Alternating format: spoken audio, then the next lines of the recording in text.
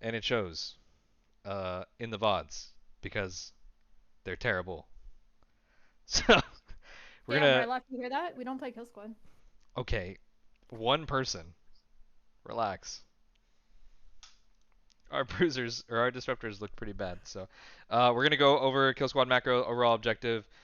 There's some terms that I want to implement that I actually just stole from EU today, called centers and holders. It's about disrupting target prios, and then we're gonna go over each individual group. We'll have a little quiz at the end, and then some general rules of thumb. Should be quick. We're gonna go over it very fast, not to waste your time. The overall objective of Kill Squad in this current meta is to fight flanks, to apply and prevent healer pressure in order to support the main ball fight. So remember, the war isn't won on the outsides, but it's supported by the outside, so we need to make sure that we win the outside so that we can support our main ball so they can win. This is accomplished in a tug-of-war battle for space. Space is gained by out-positioning, out-pressuring the enemy. Space is not permanently held usually, so it's important to remember what it means to overextend or to overstay. That also applies in when we are pulling back and giving space. It's typically, unless we are hard army gapped or you guys are just, I don't know, decided not to show up mentally and physically playing without your hands. Typically, we're going to bounce back from that position. We do that by resets, and the enemy does that by respawns and resets on their own. So when I say overstay or overextend, we are simply talking about being in one position for too long or trying to get too much value out of the win that we've had on a certain side. But remember, your objective is to support the main ball fight. So although you have won the outside of point, that does not mean that we are going to win on the point. You have to translate that. That is the big key here. It's translating your objective or your effort on the outside to the main ball. At the top right of the screen here, we have a little picture, kind of dives into what we're talking about lanes. We're going to divide our groups, our macro groups up to 7, 8, 9 is going to play typically Oppo, and 10 will typically be Bonfire solo. So 7 is going to be playing the inner lane. We left some space here because 7, you're not a quad group. You don't run into the quads, but you do play just outside of them. 8, you're going to be between 7 and 9, but typically playing with 7. And then 9 is going to be the wide fight. 9, we left that open because the objective of 9 is to obviously play as wide as possible, to flank as much as possible, not to let the enemy out-wrap us. Before we go into that, we're going to go over centers and holders. This applies directly to disruptors. And we will go, when we're rostering, we will tell you guys whether or not you're playing center or holder, whether you have leadership capabilities. This will help determine which of these positions you're in. But it's pretty simple. I know they're new terms, but centers are the highest melee spot. So if you're in slot, the first melee spot in your group when the roster comes out, you're going to be the sender. You're going to be primarily responsible for applying consistent pressure to enemy light players. That means either light DPS or healers. You are the W key, you are the space taker, and you will be the target caller. So if you're a sender, for example, if Wikis is your sender in your group, he is going to be the one that pushes past the line of fighting and then proceeds to move through to the light DPS or the healer, and he will be calling that target for the ranged DPS to focus. Okay. The holders are the middle melee spot. They're kind of like a flex position. They're primarily responsible for being the checkpoint for friendly space, so your holder should be pretty much as far back as your kill squad should be, and they're typically going to bounce back and forth between the sender and peeling for the healer. So if you're a holder, just keep this in mind. We don't want you only peeling. In fact, peeling should only be asked for or peeling should only come when the healer actually asks for it. So in the meantime, just keep playing off the sender, keep playing off your primary melee, and trying to secure those light DPS kills. And then healers, obviously, you're going to be calming for your holder to peel for you when you have a sufficient amount of pressure. And with that being said, you're always pretty much going to have one disruptor on you. So self-sacred, get the fuck over it and heal your group. If there's sufficient amount, like 2 disruptors or a disruptor and a couple light DPS, that's when you would ask for help. Remember that you are acting as the space caller holders, so macro calling as Rylik, maybe you could capitalize a little bit more on that. What you expect out of them, Dad? Like what do you mean in terms of like macro calling? Like what kind Like, of calls would you expect out of a holder typically? main thing is like watching for when they're trying to push on the right and like just trying to make sure that like people don't get collapsed on. Like trying to make sure, like for example, if they're pushing on the right side, like you don't let an entire group just send into your range for free. Like making sure people don't get capitalized or flanked in that sense. Yep. or like in an instance where your sender might die, that'd be something you want to let the group know. And eventually we'll get into more elaborate things with TeamSpeak, but um, you would be co-comming to the other groups like what's going on with your group. So it's just very minute calls, not a lot of target calling, not a lot of high energy. Just hey, they're coming, they're pushing our left here, or they're being really aggressive, or we can take space, or we need to give space. Those are the kind of calls that we expect out of the second disruptor in the group. Um, and then vice versa, the primary is like the constant target caller, the sender. He's asking for range DPS for the most part. If you look down at the bottom left here, there's a picture. This is a typical kill squad formation, especially with 7 and 8. The holder is going to be somewhere in the middle, the range DPS playing in between the holders and the healer, and then the senders are going to be on the wide parts. They're going to be looking to like engage the further outermost left target, which target prio we'll get into shortly. And same thing here, a little bit closer to point, looking to cheat to get to healers, that kind of stuff. So remember this little picture, and again, this will be in a video that I'll post if you forget it. This is typically what we're going to look like on the wide fight, or excuse me, on the oppo fight and bonfire fight. So try to try to remember this and play like that. Excuse me, let me get some water.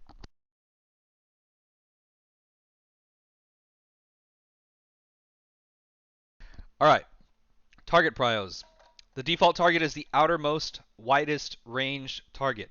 The center should be looking to pressure and call out this target. So if it's a 5v5 and there is a bow on the farthest right of your, if you're playing on the right side of point and there's a bow on the farthest right, that is the primary target. He is the one that is the furthest away from the center of the point. All right, and that is the primary target almost all the time. We've pressured that target because as soon as that target is pressured, he is typically going to fold in towards the rest of his group, and then we claim that space from them. So once we pressure him, he folds in, our range DPS push up and towards. Does that make sense? Same thing with left. If you're fighting on the left side of point, whether that be oppo or bon, you focus the lefternmost, outermost ranged light DPS target, and when he folds in, then you claim space. Is there any questions about that? Is that confusing to anybody? Nope. Cool. It's important to remember that the wide fight is in a fight of their own, and the standard kill squad groups, so 7 and 8, should not focus them unless they are extremely close. So on an opener, yeah, sure, help out the wide fight. But I'm telling you guys, like if you're in group 9 and you're fighting wide, you're going to wrap until 7 and 8 aren't a thing anymore. Typically, if the enemy army knows what they're doing, they're going to keep trying to wrap, and you are also going to keep trying to wrap. So you're going to be really far off. 7 and 8, you should be looking more so towards what's in the inner and the middle lane for your target prios. Let's go into some group breakdowns. Again, we're trying to make this quick. Group 7 breakdown, you're the oppo lead. Sometimes this is going to be bonfire, but whatever side we decide to strong side and send the 15, you are the innermost lane or the lead for this fight. So you're going to be stopping the tightest wraps closest to point. Again, this does not mean you're fighting in the quads. You're fighting just outside the quads. If you cheat into quads, you're going to get hit by quad players typically. So you're just going to be right outside of the quad space, and you're going to be fighting those wraps. This is something that we had a problem with in Brimstone. Pretty much our entire kill squad played like the wide fight, and they just flared all the way out, and our inner lane got pillaged. And Mystic Beth and her entire group that were playing bottom left, they'll probably tell you that the pressure was immense because we just let them in for free. So we need to make sure that Group 7 you are playing as close to the quad as you can, but still being out in that flank. If this lane is one, so just general rule of thumb, if you hard win in the inner lane, you're going to apply road pressure and back up when respawns happen. That backup is going to be a dynamic thing. Obviously, if it's not a lot of respawns, then you can hold the space. But again, we're talking about giving and taking space. If you're outnumbered, then you have to give space. If you're winning, then you take space. I'm going to drag someone up. Hang on. Group 8 breakdown. This is our oppo flex, or they're playing the middle lane. So right here, this is kind of a tricky thing. This is something that me and Rylak have talked about quite a bit. But your job, Group 8, is to flex between 7 and the wide fight, which would be 9. But in NA, that typically just doesn't happen, where like they're just going to send their 10 into us. So typically Group 8, you're just going to be playing right outside of Group 7. You're not really going to be looking to flare out too much. But you're stopping hard wraps. You're going to be primary playing with 7, and you're going to be stopping the second most tightest wraps. Sorry, not hard wraps, but you're stopping the second most tightest wraps on oppo. If the lane is 1, make sure that you apply road pressure and back up when respawns happen. Again, we're looking for value out of our kill squad, so we need you to, if you're winning the kill squad fight, then you need to translate that into something that's going to help out the point. Group 9 breakdown is the wide fight. You're going to be fighting as wide as possible. It's simple. Don't let the enemy outwrap you no matter how far you go. You could be at B flag and you're fighting on C or A. You could be up against a wall. I know on Brimstone they've got that cliff. You could be fighting on the edge of the cliff. Sometimes in certain maps you're going to be proceeding past that cliff. You're going to be fighting on the borders. Whatever it takes, as long as they do not wrap us. Because if they wrap us, they get into our backline for free and our healers get pillaged.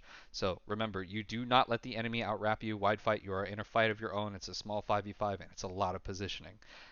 If fight is 1, make sure you assist the oppo fight. If you're really far, obviously it's going to take you some time to get there. But assist the oppo fight. Once the oppo fight wins, then you're going to crash road if that's applicable to the amount of time that you have. Group 9 specifically, once you are like getting value out of winning a fight, you really want to look for the enemy coming back, because that is a prime time for the enemy to defenders, if they've lost, to just outwrap you. So that's something that you have to be conscious of when you are getting value out of winning. You also have to be aware that that value can stop quickly if we don't counter their wrap when it comes back. Group 10 breakdown, you're going to be Bond solo. I thought that was a cool name. That's pretty funny, right? It's like the okay. Nope. Good joke. Where's Sorry. the joke? Sorry. It's like Han Oh, Bon Solo Solo, too. Han Solo. Thank you. Oh, never Yeah. mind. hmm Ha ha! I'll be here all week, unfortunately. Stop all bonfire wraps. It's pretty simple. You're a 5v5 group. And if your lane is 1, you apply road pressure. This is something that we did excellently in our Brimstone attack. We pretty much hard won bonfire, even though it was a 5v5. And we got a lot of value, especially from Coca and Resp, just constantly applying road pressure. Not much to say about this group. We'll get further into the details of like macro calling in a little bit for this group, but for the most part, it's a pretty simple job. Just fight your 5v5. If you win it, get some healer pressure. If not, give the space. Some pretty simple rules here on when to be aggressive / passive. We're going to talk about aggression first, because as kill squad, you need to be aggressive a majority of the time. You're going to be aggressive on the first push. You're going to be aggressive if you're up kills or if you're equal. So pretty much the only time that you're not going to be aggressive is when you are down numbers, you are resetting, if you're outnumbered, which is the same thing as down numbers, or if respawns are coming back, then you have to give a little bit of space. But for the most part, we're going to be equal numbers a majority of the time, so you're going to be wanting to play aggressive a majority of the time. Senders, that's going to be mostly your job. Here's some quick trial scenarios. Let's say you're in group 7. Oppo is in an even fight, and you have killed the 2 outermost DPS. What do you do? Rylock, do you want to answer these questions? Sure. So in this scenario, Group 7 is the innermost lane, right? Yes. So in this case, it would kind of depend on how Group 8's doing. But for the most part, if the enemy is -2, you would look to push your advantage, and either clean up the Group 8 fight or just send it into road, kind of depending on which situation is kind of happening. Good. So again, just looking at numbers here, if it's an even fight, but you've killed 2 of their DPS, it's not an even fight anymore. Push advantage. All right, next question. If you're in group 9, so this is the wide fight, you have lost your sender, so one of your disruptors is dead, but your holder is still alive, and you have pushed them far back with both of the enemy light DPS dead. What do you do? Does anyone want to answer this? Dashwood? Picked you. Did you say if you are? I'm here. Sorry. Yeah, you're good. Question 2. Yeah, question 2. So you're in group 9, you've lost your sender, so one of your disruptors is dead, but your holder is still alive, and you've pushed them all the way back, and both of their DPS is dead. What do you do? I think you're still applying pressure because both enemy DPS are dead. You're Good. still leaning in, even though you've only lost your sender. Like the holder kind of would have to become the pseudo sender until the sender's back. Good. So you're up 4v3 right now. It's pretty simple, just a numbers game. You keep pushing. You look to kill the enemy healer, which would be the next typical target, before you start wailing on the disruptors or getting to other healers. All right, next question. I'm going to pick someone random for this one. You're in group 10, which is the bonfire fight group, but you are outnumbered by 1 group, so you're fighting 5v10. Krantz, what would you do here? What the fuck you ask me? I'm group 9. What a dumb person to ask. Yeah, I know. But you can try, right? Group 10, you're playing bonfire. You want to stay. You want to stay bonfire. You don't want to leave bonfire and let them run through that lane, Correct. So, but what if right? you're outnumbered by one group? What are the two things that you should probably do? You should probably calm to the other group to get the fuck over there Right? That's one. and hold your ground. Good. So you hold space and you just give comms to either it be main comms or if you have a whisper list to another kill squad, you're just gonna ask for support. I would prefer main comms so that I can personally account for what I'm missing out of the other side. But two simple things: you hold the space that you can without obviously getting full wiped, and then you ask for help. Sometimes that means you're gonna have to give a little bit of space, which is fine. But we just want to avoid you getting full wiped, and then we need to give you resources, so you got to ask for it. Thanks, Krantz. I guess you weren't so bad. Next I gotta question. go. Next question. You're in Group 8. You're bound. You are down both of your disruptors, but Group 7 is full health and fighting. So what should you do? Rylock, you should probably answer this question. It's a little bit more complex. Sure. So in this case, if your group's -2, you both your melees are dead, so it's going to be very difficult to hold space. So pretty much what you have to do is try and play with 7 if you can, so that they can try and cover you while your respawns get back, and try and hold the space as much as you can. Don't like die for it, but you still want to try and hold it as much as you can. Good shit. Perfect. So yeah, play off who's there when both disruptors are dead. But if you have to give the space, don't be afraid to. And this one's kind of a trick question. Any kill squad healer should be able to answer this perfectly, but I'm going to ask Lat because it's funny. Lat, let's say you're You healing. ego the fuck out of him. Thank you. You're healing Group 9. You're being pressured by an enemy sender. What do you do? Say it again, Lat. You ego the fuck out of him. Right. One sender Just should one. never be enough pressure for you to ask for peels as a healer. You should be fine. You either self-sacred or you use your rapier cooldowns and you keep fucking healing your group. It's that simple. If you're being pressured by 2 or more, that's when you should look to ask for peels, and the holder will come back and help you out. But for the most part, you just got to keep doing your job. Thanks, Lat. All right, general rules of thumb. Healers, being pressured is normal. Only ask for peel from the holder if 2 enemies are on you. If the sender is dead, you're going to want to hold space or play off of partner group. So that's something we talked about in the earlier question. But you're pretty much, the holder is going to become kind of both jobs at that point. Just try and hold space as best as you can. If you're up or even numbers, you always play aggressive. So you're playing aggressive like 90% of the time.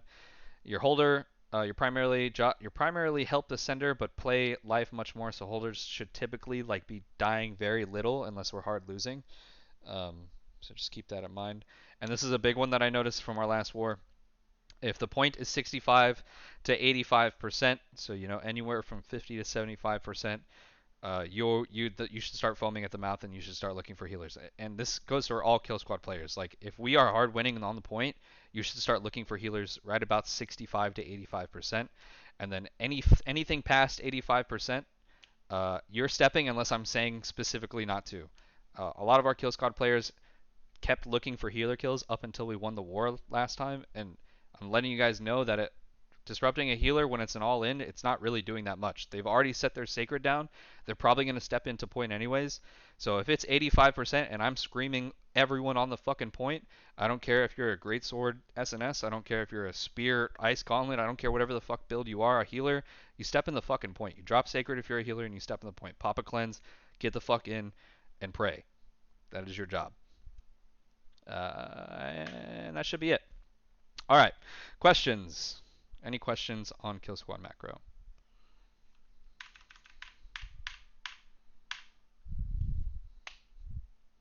Nothing. Come on. Wait, I got one. Okay, let's hear it. What if a pedophile is on me, a bow? Let's use a different word. Let's try a different. What if their sender is on me, a bow? What do you do? What do you think you should do? Yeah. Do I run or do I kill him? If you Why are you asking me? I'm asking you. if you can I want to see what you think is correct first. Because you probably know the answer to your own question. No, I don't. Because if I run, then I'm giving them space. That's so okay. I kill them. So if you're the outermost left target, let's say you're engaging an enemy kill squad and a sender jumps on you, then you are naturally going to fold back into your group, right? That is typically what happens. You're going to fold back into your group, try and kite him. There's no chance that you kill him solo. It's just not going to happen. A light bow player, unless he has like literally mounds on his arms instead of hands, you're probably not going to kill him. It just doesn't happen like that. So don't ego him, kite him around, fold back into your group. But yeah, you're probably not going to kill him. So I wouldn't try.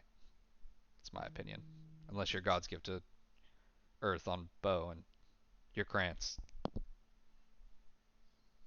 So you're not. Good comms. Any other questions? Someone's got a question. Come on. Okay. Is mayonnaise an instrument? Mayonnaise is not an instrument. All right, next question. Nothing?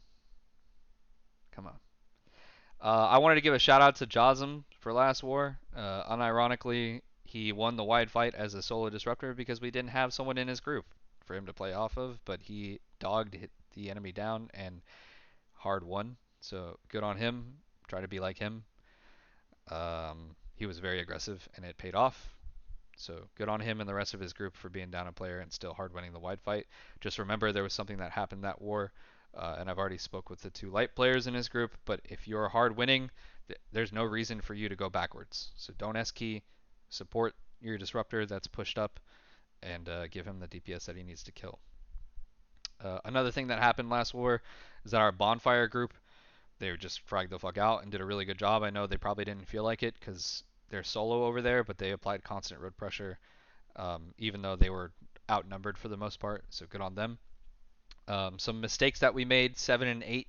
Our 7 and 8 just played way too wide, and it turned into a big ball, like a big clump fight on the outside of point. It was really messy. So just make sure that we're playing in our lanes and trying not to just continuously wrap until we're in a giant clump on a cliff, getting fucking pounded by fire staffs.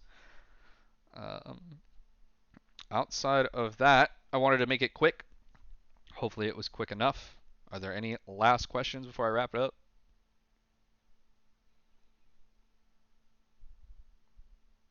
Nope. Okay. While I have you guys here, we are looking to continuously gear. The patch comes out tomorrow. We are proceeded. I think we're at 17 onks in the army now. So we are up almost double our numbers from the last time we got farmed. So keep that going. The patch is going to come out. It's going to make it a lot easier. Before we fight another series company, I want to be at least on somewhat even ground gear-wise. Just keep grinding that shit. I know a lot of you guys have been working really hard. And just to let you know, if you're not working at getting geared, I'm just not going to slot you if there's other people that are working at it.